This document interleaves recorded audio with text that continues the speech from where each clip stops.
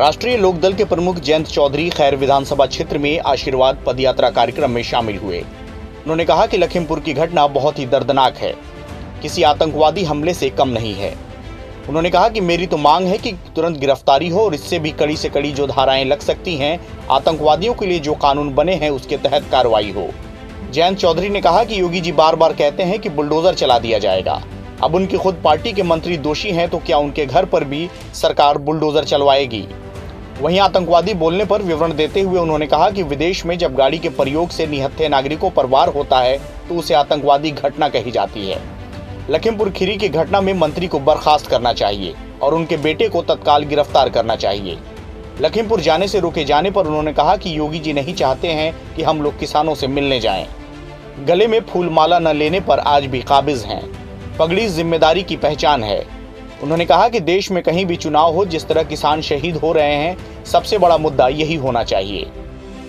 नहीं जाना भी चाहिए, किसान हमारे हैं। उत्तर प्रदेश की पुलिस, योगी पुलिस मीडिया से बात करने आपको रोक रही है?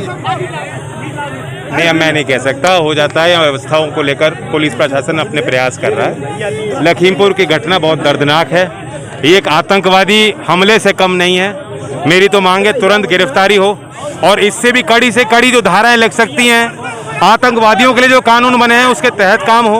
वो योगी जो बुलडोजर चलाने को के बार बार कहते हैं कि बुलडोजर चला दिया जाएगा, जब उनके खुद पार्टी के मंत्री दोषी हैं तो उनके क्या घर बुलडोजर चलाएगी सरकार? आतंकी कहने का मतलब क्या है? आतंकी विदेश में जब गाड़ी के प्रयोग से निहत्थे नागरिकों पर वार होता है तो उसे आतंकवादी घटना की जाती है। किसकी गिरफ्तारी की मांग कर रहे हैं? किसकी गिरफ्तारी की मांग कर रहे हैं आप? मंत्री और उनके बेटे की, और मंत्री को तुरंत बर्खास्त करना चाहिए। आपको रोका गया, क्या कहेंगे इसको लेकर? योगी जी नहीं चाहते कि हम लोग किसान के बीच जाएं। को जाने दिया, आपको रोक लिया गया, क्या मानते हैं? मैं उस पर नहीं कह सकता। राकेश टिकैत जी वहाँ पहुँचे और पंचायत में उन्होंने निर्णय लिए हैं कुछ, उनके बारे में मैं क्या कहूँ? नहीं, क्या राकेश टिकैत ने सरकार से कुछ साठगांठ की है जिस तरीके से बात करते हैं? नहीं, ऐसा नहीं कह सकते। लगातार लड़ाई लड़ रहे हैं वो।